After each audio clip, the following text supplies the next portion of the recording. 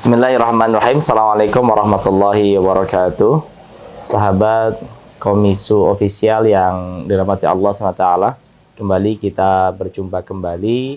Mudah-mudahan Allah senantiasa memberikan kesehatan, keberkahan pada setiap aktivitas yang kita lakukan. Hari-hari ini sedang ramai fenomena di mana beberapa kalangan artis, kalangan masyarakat yang seyogianya menjadi public figure ternyata sedang ramai terkait dengan fenomena boneka, ya, mengadopsi boneka yang ternyata implikasinya macam-macam. Nah, ini beberapa pertanyaan muncul yang ditanyakan oleh teman-teman kita. Monggo silahkan, apa yang mau ditanyakan terkait hal tersebut.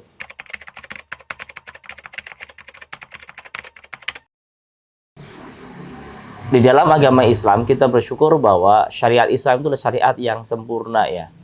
Ya ayyuhalladzina amanu udkhulu fis-silmi kafah. Wahai orang-orang yang beriman, masuklah kalian ke dalam sistem perundang-undangan aturan Islam secara keseluruhan.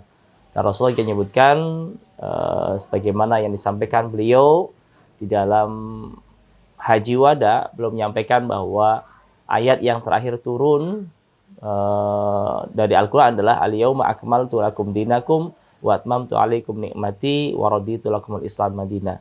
Bahwa secara garis besar Allah menyampaikan bahwa hari ini aku sempurnakan Islam dan aku lengkapkan, genapkan semua syariat Islam. Sehingga kita bersyukur bahwa aturan dalam beragama itu sudah jelas, sudah gamblang, dan sudah sempurna, termasuk di dalamnya bagaimana Islam mengatur tentang boneka. Suatu ketika secara umum bahwa fenomena boneka ini sudah ada semenjak zaman dulu, bahkan apalagi di zaman sekarang. Satu contoh di zaman baginda yang mulia Rasulullah sendiri pun pernah didapati fenomena Ibunda Aisyah radhiyallahu anhuma bermain dengan boneka. Pada saat Rasulullah menyaksikan ini, hampir-hampir mertua beliau, sahabat Abu Bakar Siddiq yang notabene adalah bapak dari Ibunda Aisyah radhiyallahu anhuma, hampir melarang, meminta Ibunda Aisyah untuk meninggalkan boneka. Kenapa? Saat itu Ibunda Aisyah usianya masih belia. Abu Bakar Siddiq khawatir bahwa boneka ini menyerupai dengan berhala, karena memang kita tahu uruf, ya, ada kebiasaan tren saat ini adalah saat zaman Rasulullah SAW di periode Mekah Al-Mukarramah banyak orang yang menyembah berhala gitu. Tapi kata Rasulullah SAW, biarkan saja. Karena apa? Karena fitrahnya seorang anak-anak adalah bermain gitu. Sehingga Abu Bakar Siddiq tidak jadi melarang Ibunda Aisyah bermain dengan boneka. Dari peristiwa ini bisa kita ambil hukum bahwa di dalam Islam menggunakan boneka sebagai media untuk bermain anak-anak itu diperbolehkan. Asalkan boneka itu akan, kalau zaman Rasulullah dulu boneka itu macam-macam bentuknya, bahkan dari kayu, bahkan lebih menyerupai pada bentuk berhala dan sebagainya. Tidak mengapa, karena apa? Fungsinya untuk bermain, bukan untuk disembah. Gitu. Dan lebih-lebih lagi fungsinya bukan pajangan. Yang tidak diperbolehkan yang di dalam Islam, kalau boneka itu lebih digunakan sebagai pajangan. Diambil, kita buat ataupun beli, kemudian ditaruh di tempat tertentu, dibiarkan saja, tidak dipermainkan, tidak digunakan digunakan setiap saat. Nah, ini yang tidak diperbolehkan. Tapi kalau untuk dimainkan dan sebagainya, ini yang diperbolehkan.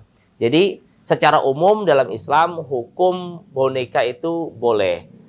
Terus bagaimana kalau boneka ini seperti yang tren sekarang nih, boneka arwah? Apa maksud dari boneka arwah?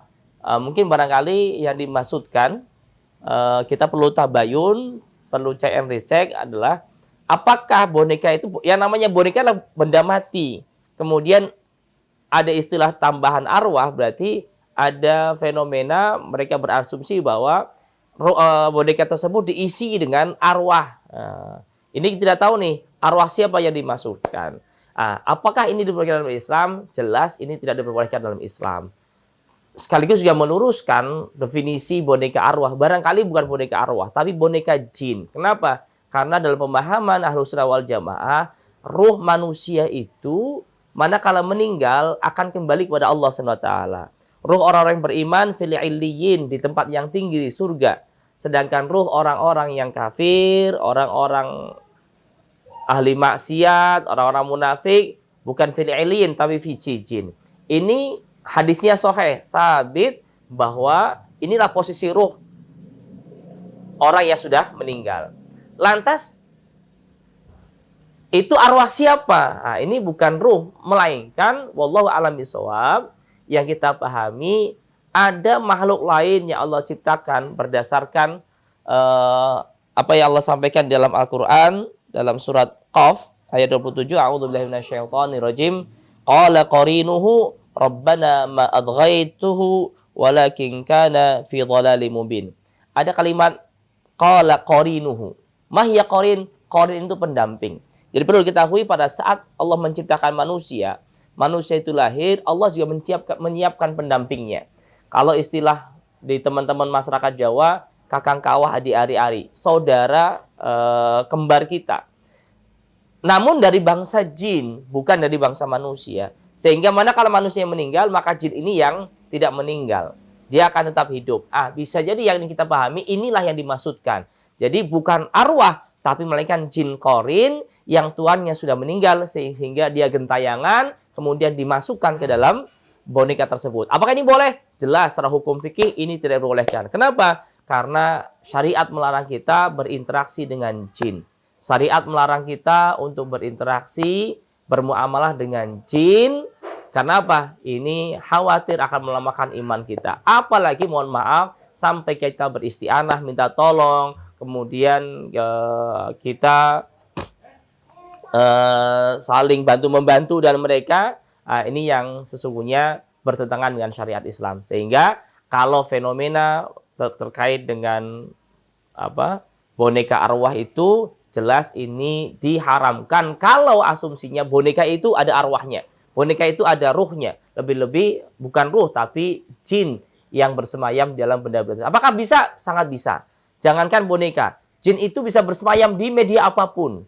Bahkan kita sering di masyarakat kita, banyak masyarakat yang hobi dengan cincin, misalkan batu akik, dengan benda-benda pusaka, itu jin bersemayam di sana. Jadi kekuatannya, jin-jin qarin ini menjadi khodam, menjadi pembantu yang bisa mengerjakan apapun sesuai dengan pesanan para pemiliknya. Jadi, wallahu a'lam bishawab, dari kronologis ini maka saya bisa menyampaikan bahwa hukum menggunakan istilahnya boneka arwah ini bertentangan dengan syariat Islam, atau bahasa tegasnya ini diharamkan karena bertentangan dengan syariat Allah Subhanahu wa taala. Wallahu a'lam bishawab.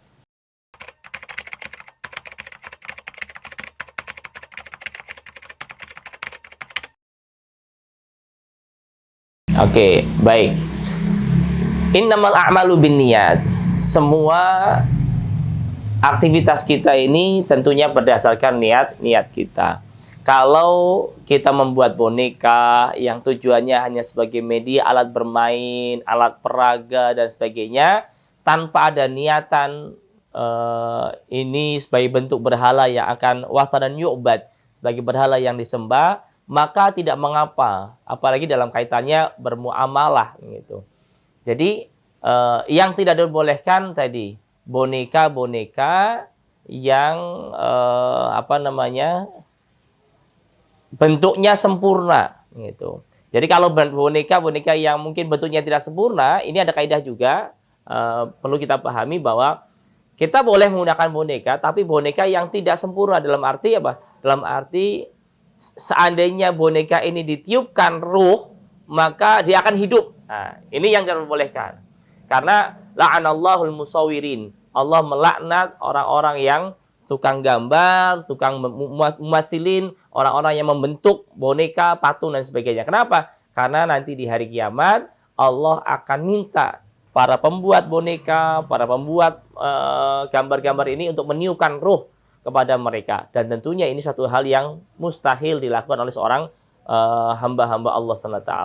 Sehingga kalau bonekanya tujuannya untuk alat media permainan, maka boleh saja dengan catatan tadi, dengan catatan bonekanya bukan boneka yang utuh, sehingga kira-kira kalau ditiupkan ruh dia akan hidup. Wallahu a'lam bishawab. Seperti yang kita tahu kan, mannequin itu, boneka mannequin itu kan sebuah... Iya, baik. Ini sama halnya dengan boneka secara umum, manekin ataupun tempat untuk menggantung baju, ya, yang ada di toko-toko, di butik, di showroom dan sebagainya, boleh saja. Tapi tadi kaidahnya asalkan manekin ini bukan utuh. Artinya apa? Utuh dari ujung kepala sampai ujung kaki. Sehingga amannya biasanya untuk kehati-hatian kita, khawatir ini masuk dalam kategori tasbih, maka manekin yang digunakan silakan digunakan, tapi bagian kepalanya itu dihilangkan. Atau dibuat manekin yang mohon maaf bagian wajahnya itu rata. Tidak ada kelopak matanya, tidak ada hidungnya, tidak ada mulutnya, tidak ada telinganya. Tapi hanya sebentuk kepalanya bulat saja. Ini masih diperbolehkan oleh para ulama. Tapi kalau manekin yang utuh, seperti manusia sempurna, ini yang tidak diperbolehkan. Wallahu a'lam bishawab.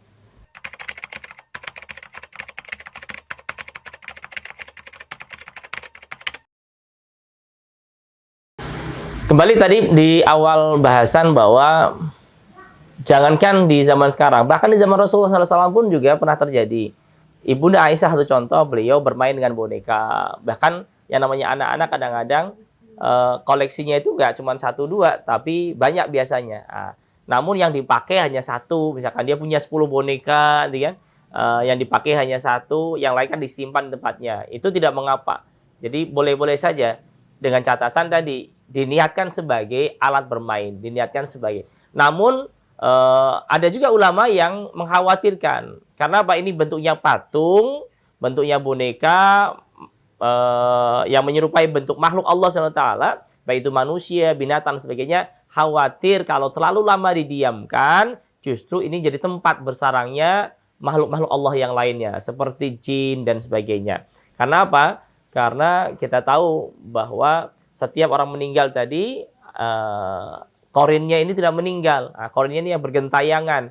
Yang kadang-kadang dia nyari tempat untuk transit, tempat untuk berdiam diri. Sehingga alangkah baiknya boleh saja kita menyimpan benda-benda tadi seperti boneka, wayang dan sebagainya, namun sering digunakan, sering dimanfaatkan, tidak hanya didiamkan dalam waktu yang lama. Khawatir ini tadi jin masuk ke sana dan sebagainya. Jadi boleh saja menggunakan benda-benda tersebut, wayang, boneka untuk media bermain ataupun media seni budaya dan sebagainya. Wallahu a'lam bishawab.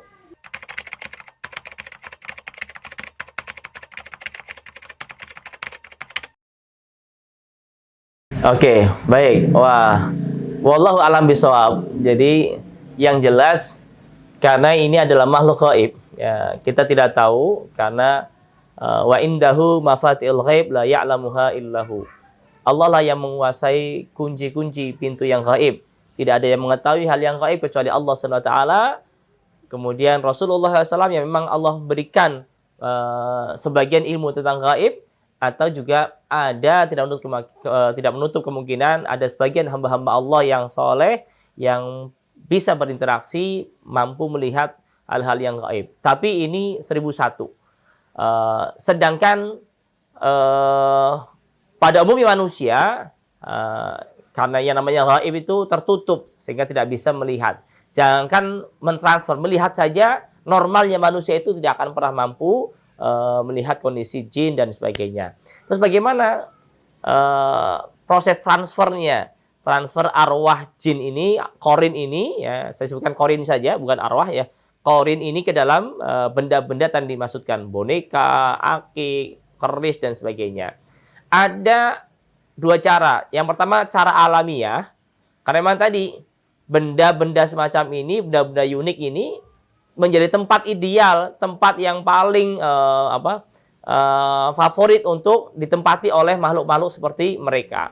masuk di pohon-pohon, ya, di rumah-rumah. Makanya Rasulullah mengajarkan kita, rumah itu kita jadikan sebagai tempat ibadah gitu. Sering-sering kita gunakan tempat ibadah untuk sholat sunnah, baca Quran dan sebagainya. Sehingga apa? Jangan sampai rumah kita itu seperti kuburan. Nah, kalau rumah seperti kuburan, maka rumah kita pasti ada jinnya.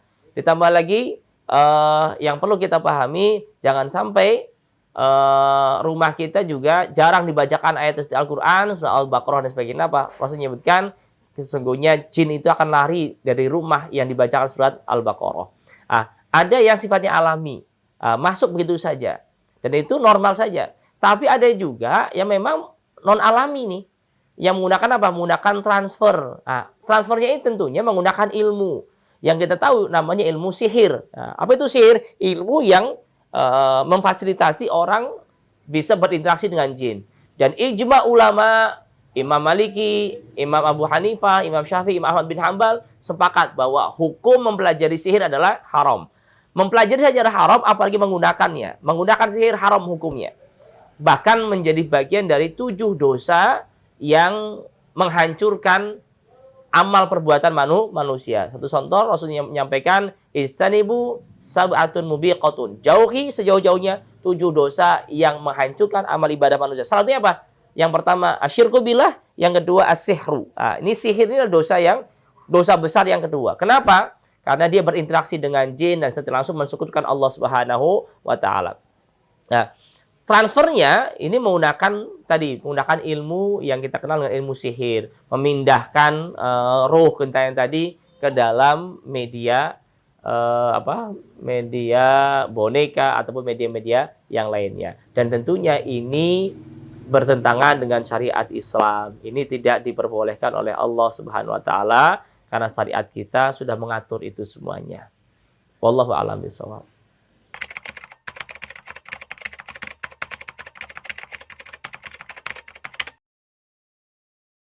Wallahu a'lam bishawab. Jadi memang hukum dalam jual beli itu al-aslu mubah. Jadi hukum muamalah itu satu hal yang diperbolehkan. Kecuali ada pengharamannya. Jadi muamalah kita, transaksi kita itu semuanya boleh. Kecuali memang ada yang dilarang. Kalau jual belinya boneka mainan, tadi pertanyaan yang di awal, maka boleh gitu. Kita bertransaksi gitu kan. Menjadikan boneka itu sebagai komoditas yang kita perjualbelikan, komoditas bisnis boleh-boleh saja, dan insya Allah hasil keuntungan dari itu pun menjadi bagian dari rizku yang halalan thayyiban insya Allah. Tapi kalau misalkan boneka ini dicampur aduk dengan suatu hal yang diharamkan, karena sesungguhnya inna halalul bayyin wal harama bayyin. Satu hal yang halal itu jelas, yang diharamkan juga sudah jelas. Wa bainahuma umurun mustabihat. Dan di antara kedua ini ada hal yang mustabihat. Kalau terkait dengan boneka arwah, ini bukan suatu hal yang mustabihat, tapi sudah yang jelas. Kenapa? Hukumnya jelas bahwa berinteraksi dengan arwah itu nggak boleh.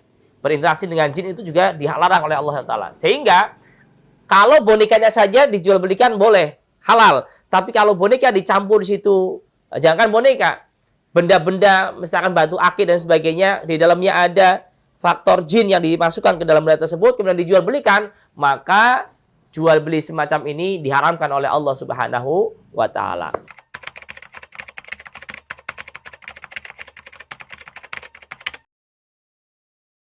Terus, apakah nanti ke depan dia akan minta tumbal? Wallahu a'lam bishawab. Yang jelas tidak ada makan siang yang gratis. Yang jelas ada kaidah, tidak ada makan siang yang gratis. Semuanya pasti ada transaksinya. Transaksinya apa? Tumbalnya itu yang paling pasti, yang sudah jelas-jelas kelihatan di mata, tumbal akidahnya. Akidahnya sudah dikergadekan ya. Akidahnya sudah hancur ya. Akidahnya sudah rusak ya.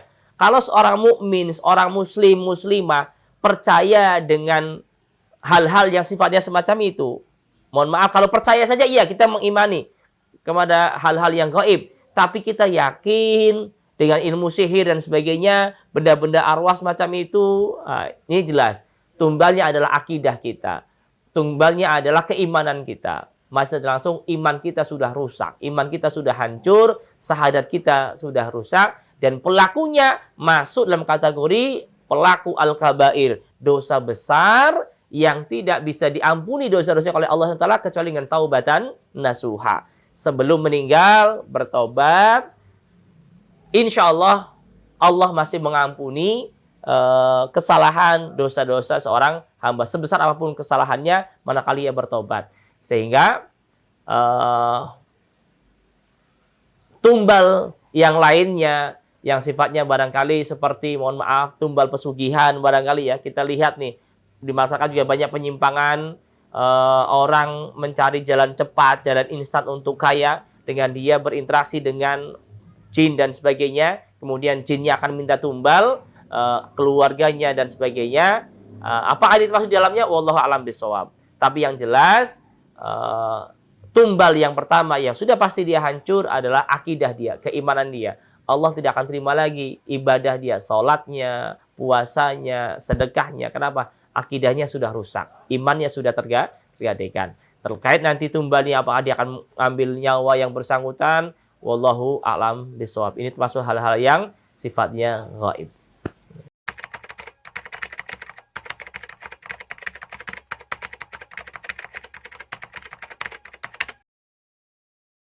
Masya Allah, memang kita ini hidup di era yang sangat luar biasa ya. Era di mana media sosial itu menjadi suatu hal kebutuhan.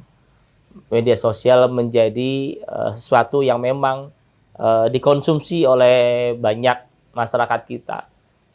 Apalagi notabene di Indonesia ini kan jumlah penduduknya sangat besar. Namun sama halnya sebagaimana pisau tadi, bahwa media sosial pun punya dua mata. Ada mata yang positif, ada mata yang negatif. Jadi kalau media sosial digunakan untuk hal-hal yang positif, insya Allah ini pun akan mendatangkan pahala bagi pelakunya.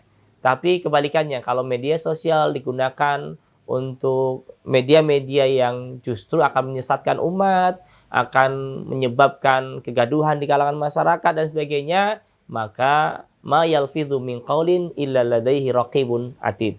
Sesungguhnya setiap yang diucapkan, setiap yang kita lakukan, apalagi itu dipublish, di-share di masyarakat, jelas semuanya tidak luput dari raqib dan atid. Siapa raqib? Malaikat yang senantiasa mengawasi kita. Bagi seorang muslim, malaikat yang setiap saat 24 jam, setiap detiknya tidak pernah luput dari mengawasi kita semuanya. Dan ada atid, malaikat yang senantiasa mencatat semua aktivitas kita. Sehingga ada kaidah amal jariyah dan juga ada dosa jariyah. Kalau kita men-share melalui media sosial kita hal-hal yang positif, kemudian menginspirasi orang untuk berbuat baik, maka media sosial kita akan mendapatkan, menjadi fasilitas, menjadi sarana kita menebar kebaikan. Manakala ada orang yang mengikutinya, maka insya Allah kita pun akan mendapatkan kebaikan dari apa yang mereka lakukan. Tapi kebalikannya, kalau media sosial kita, apalagi para influencer, para public figure, artis, yang menggunakan media sosial yang untuk hal-hal yang bertentangan dengan syariat Islam, menyebarkan tentang fenomena semacam ini yang sedang tren, maka wallahu a'lam bishawab, mereka pun dikhawatirkan masuk dalam kategori orang-orang yang menyebarkan kemungkaran kepada Allah Subhanahu wa taala. Kenapa? Karena konsepnya kebaikan juga ada para followernya, kebaikan ada yang mengajak, kebaikan juga ada yang menyebarkan. Begitu pula sebaliknya, kebatilan, kemungkaran, kemusyrikan dan sebagainya juga ada orang-orang yang menyebarkan. Sehingga naudzubillah min dzalik, kalau kita gunakan media sosial kita untuk menyebarkan hal-hal yang sifatnya mungkar, maka secara tidak langsung kita pun akan mendapatkan dosa dari kemungkaran yang setelah kita publish, kita share dan sebagainya. Sehingga hati-hati dengan media sosial, tidak hanya ucapan kita yang dicatat oleh Allah Taala, termasuk aktivitas jempol kita barangkali kalau kita meng-share di media sosial sebelum kita tabayun terlebih dahulu, maka naudzubillah khawatirnya kita berdosa. Kalau dosanya hanya kepada individu, kita gampang. Dosanya kepada Allah kita gampang. Tapi kalau sudah ranahnya media sosial, maka Masya Allah, ini sudah ranahnya kemana-mana. Dan lebih sulit kita untuk bertobat kepada Allah Subhanahu wa Ta'ala. Baik, para pemirsa, sahabat Komisi Official yang dimuliakan Allah Ta'ala, mudah-mudahan beberapa jawaban dari beberapa pertanyaan yang tadi masuk, mudah-mudahan bermanfaat untuk kita semuanya. Al-haqqu min rabbik, kebenaran dari Allah SWT. dan kesalahan semata-mata dari pribadi saya. Mudah-mudahan sekelumit ini bisa bermanfaat untuk kita semuanya dan menjadi secercah pengetahuan yang mudah-mudahan menjadi ilmu yang bermanfaat untuk kita semuanya. Dan mudah-mudahan akidah kita dijaga oleh Allah Taala, sehingga mudah-mudahan kehidupan kita, karena semuanya berbasis pada akidah kita adalah akidah yang sahihah, akidah kita akidah yang salimah, dan ibadah kita ibadah yang sahihah. Wallahu a'lam bishawab, mudah-mudahan bermanfaat. Aku qouli hadza wa astaghfiru walakum wallahu muwaffiq ila aqwamit thoriq. Assalamualaikum warahmatullahi wabarakatuh.